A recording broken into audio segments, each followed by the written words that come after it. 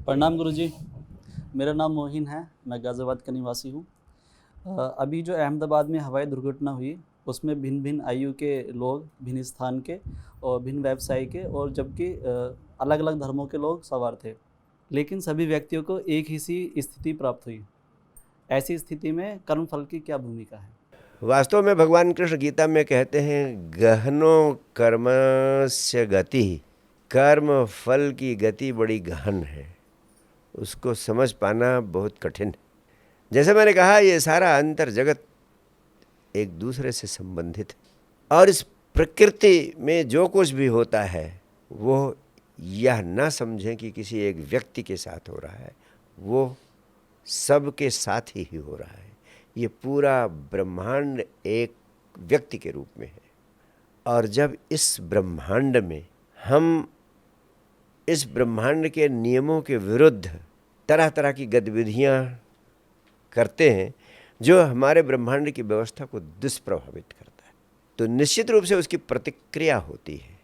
उसकी प्रतिक्रिया में सूखा पड़ता है, अकाल पड़ता है, बाढ़ आती है, दुर्घटनाएं होती हैं।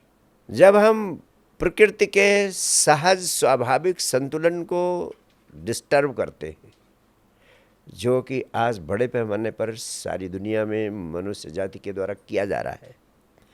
हम युद्ध लड़ रहे हैं, सिर्फ अहंकार की लड़ाई है। रूस यूक्रेन में युद्ध हो रहा है, इज़राइल पैलेस्टीनियंस का युद्ध हो रहा है, अभी भारत पाकिस्तान का भी युद्ध हुआ।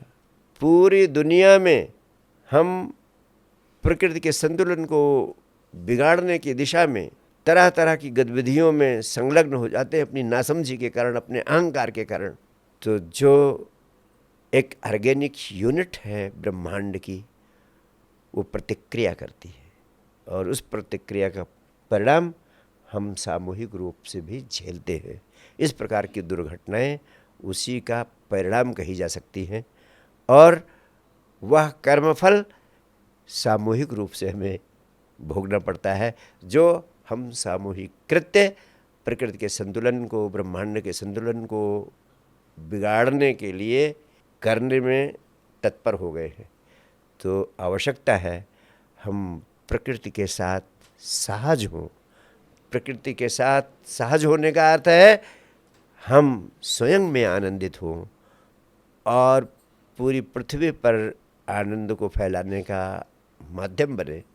अगर हर व्यक्ति के भीतर ये शुभता का, शांति का, आनंद का भाव पैदा हो और शुभता की, शांति की, आनंद की तरंगे पैदा हो, संघर्ष की नहीं, घृणा की नहीं, नफरत की नहीं, बल्कि सृजनात्मक हो, कुछ सृजन करें, प्रेम को फैलाएं, आनंद को फैलाएं, तो दुर्घटनाएं स्वतः समाप्त होती जाएंगी। और इस प्रकार की स्थिति जिसमें हम सामूहिक कर्मफल के नकारात्मक प्रभाव झेलने को विवश हो जाते हैं, जैसी घटनाएं घटी, जैसे एयर क्रैश की दुर्घटना हुई, इन घटनाओं से भी हम मुक्त हो सकेंगे। बहुत बहुत प्यार।